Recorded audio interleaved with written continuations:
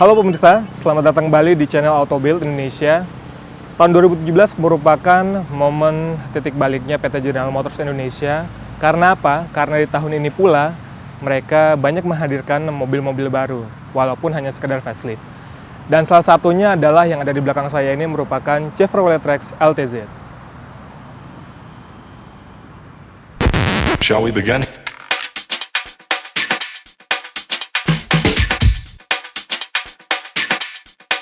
Let's begin now.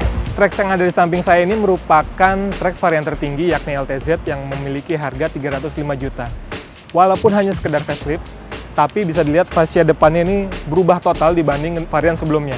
Ciri khas Chevrolet masih bisa dilihat dengan dual grille dan bisa dilihat lampunya kini memiliki desain lebih tipis dan sudah mengandalkan projection meskipun ia masih menggunakan bohlam halogen. Dan di sini bisa dilihat ada DR LED yang mampu memberikan unsur safety ketika Anda berkendara di siang hari.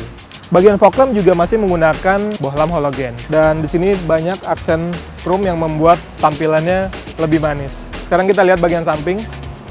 Kalau Anda perhatikan dibanding varian sebelumnya memang tidak banyak perubahan. Hanya saja desain peleknya kini berbeda walaupun ia masih menggunakan ukuran 18 inci.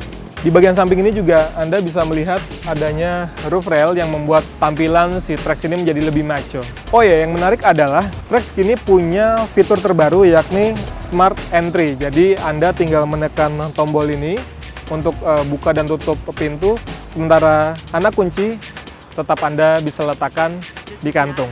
Dan asiknya lagi adalah tidak hanya di sisi pengemudi, tombol ini tersedia untuk seluruh pintu. Jadi untuk keempat pintu ada, di sini ada, sampai di bagian belakang ada. Jadi kalau Anda sedang membawa barang tidak perlu menuju ke pintu pengemudi.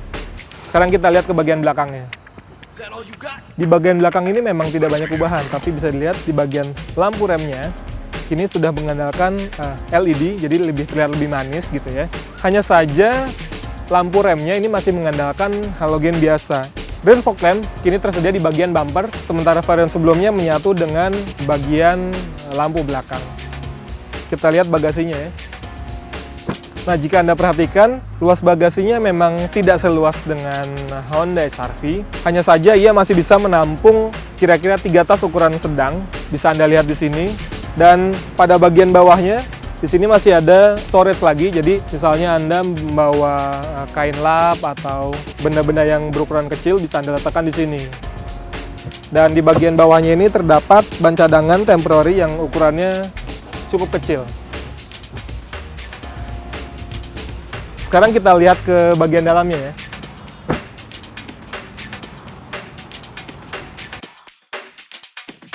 Oh, shout.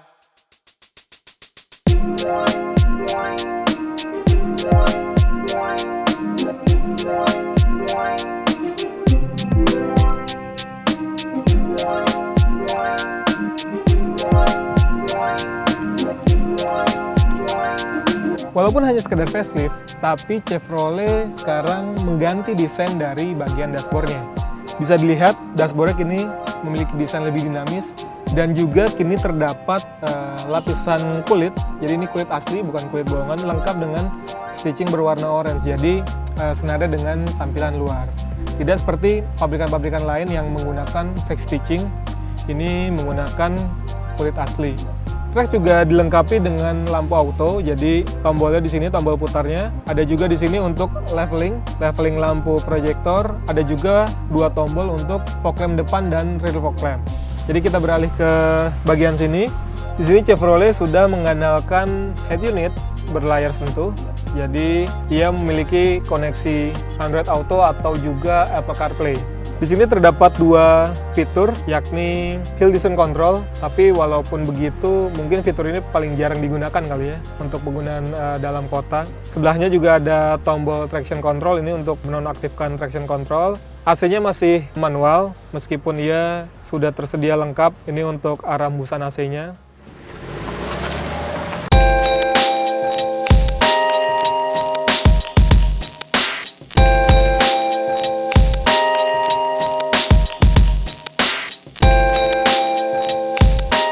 Oke, sekarang kita cobain jalan apakah ada perbedaan dibanding varian sebelumnya. Nah, ini ada fitur auto lock, jadi ketika Anda pindahkan dari P ke D, ini otomatis kunci akan tertutup. Yang saya suka dari mobil ini adalah lingkar kemudinya yang kecil, jadi ini nyaman banget digenggam dan putarannya cukup ringan, jadi ketika Anda parkir ini sangat memudahkan Anda, terutama untuk pengemudi wanita ya. Mesin C-Trax ini menggunakan mesin 4 silinder berkapasitas 1364 cc. Mesin ini sanggup menghasilkan tenaga 140 dk serta torsi besar di angka 200 Nm. Dan torsinya ini bisa diraih mulai putaran 1850 rpm. Jadi ketika Anda hanya menginjak pedal gas sedikit saja, tenaganya langsung terasa. Dan mobil ini lebih enak bila pedal diinjak secara smooth, artinya Anda menekannya secara runut gitu ya, simultan. Ini tenaganya sangat terasa, tapi ketika Anda kick down, ini baru terasa turbo lag-nya. Jadi misalnya saya tiba-tiba tekan pedal gas seperti ini. Nah, ini ada sekitar 2-3 detik lah, ada perbedaannya, ada jedanya gitu ya. Jadi memang ini karakter turbo pasti ada lag-nya. Makanya beberapa pabrikan itu memiliki teknologi untuk mengurangi gejala turbo lag tersebut. Misalnya seperti Audi dengan EPC, atau misalnya juga Fortuner atau Pajero yang sekarang memanfaatkan variabel geometri turbo. Dengan mesin turbonya ini, C-Trax mampu berakselerasi dari 0 hingga kecepatan 100 km per jam dalam waktu 8,9 detik. Bisa dibilang ini merupakan yang tercepat di kelasnya dibanding HR-V. Namun saya belum tahu dengan Mazda CX-3 karena kita belum mendapatkan unitnya. Tapi kita lihat kemungkinan besar ini masih menjadi yang tercepat. Untuk konsumsi bahan bakarnya, rute dalam kota karena ia menggunakan turbo, jadi putaran rendahnya ini cukup mumpuni, membuat konsumsi bahan bakarnya jadi efisien. Di rute dalam kota, mobil ini bisa meraih angka 13,16 km per liter. Sementara untuk rute tol dengan kecepatan rata-rata 90 km per jam, ia sanggup menorehkan hingga 17,54 km per liter. Ini juga karena ketika konstan itu putaran mesinnya cukup rendah. Kalau 90 km per jam itu ada di bawah 2000. Sementara untuk kecepatan rata-rata 100 km per jam, mobil ini meraih dengan 2000 rpm. Untuk penyaluran tenaga, Trax memiliki transmisi otomatis 6 percepatan. Transmisi ini dilengkapi dengan fitur Tiptronic, jadi ketika Anda masuk ke mode manual, Anda bisa memindahkannya dengan tombol yang ada di sini. Tapi tombolnya ini kurang praktis, terutama untuk berjalan pada malam hari. Ini tidak ada lampunya, jadi Anda harus meraba-raba. Apalagi di sini tidak ada tanda sebuah pendolan gitu ya untuk plus minus. Dan perpindahan transmisinya cukup halus, namun dari yang kami rasakan terkadang transmisi ini kurang responsif mengikuti keinginan dari akselerasi.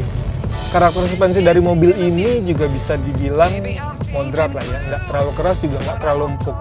Jadi cukup nyaman bila Anda melaju di jalan yang bumpy, bergelombang, dan ini akan membuat Anda dan penumpang merasa nyaman. Satu hal yang menjadi catatan kami adalah kualitas dari joknya. Bisa dirasakan ini lumayan keras joknya, jadi akan mengurangi kenyamanan Anda bila dalam perjalanan jauh. Jadi kalau misalnya untuk dalam kota sih ini mungkin nggak terlalu terasa, tapi kalau misalnya Anda berjalan jauh, misalnya mudik atau berpergian keluar kota dengan durasi waktu yang agak lama, misalnya 3-5 jam, ini lama-lama akan pegal juga nih karena kualitas busanya agak keras. Soal visibilitas juga tidak berbeda dengan varian sebelumnya. Ia masih memiliki visibilitas yang luas, ditambah dengan dia memiliki kaca kecil ini, jadi ketika Anda berbelok, Anda masih bisa melihat bagian samping tanpa takut tertutup oleh pilar A ini. Oke, sekarang kita rasakan duduk di belakang. Bagaimana rasanya?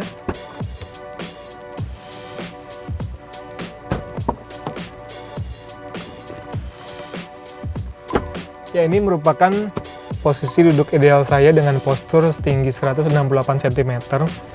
Bisa Anda lihat kalau legroomnya masih aman, masih nyaman, jadi penumpang belakang masih bisa dengan nyaman duduk di belakang. Begitu juga dengan headroom, untungnya Trax memiliki plafon yang model bubble, jadi ketika di posisi kepala ini lebih luas. Jadi bisa dilihat headroomnya akan terasa lebih nyaman. Begitu juga dengan adanya armrest di sini, tersedia 2 holder, bisa untuk meletakkan tumbler. Nah, yang menarik dari Trax ini adalah adanya port AC 230 volt dengan maksimal 150 watt. Jadi Anda bisa menggunakan charger ini, misalnya Anda mau ngecas handphone atau laptop, bisa langsung dicolok. Ini akan langsung menyala. Dan ini juga berarti bisa menjadikan Trax sebagai genset, misalnya di rumah Anda lagi mati lampu gitu ya. Terus Anda bisa menggunakan port ini untuk menerangi rumah Anda, misalnya menyalakan lampu penerangan atau sekadar menyalakan kipas angin. Asalkan jangan menggunakan kulkas ataupun AC misalnya, nggak bakal kuat soalnya. Ini hanya 150 watt.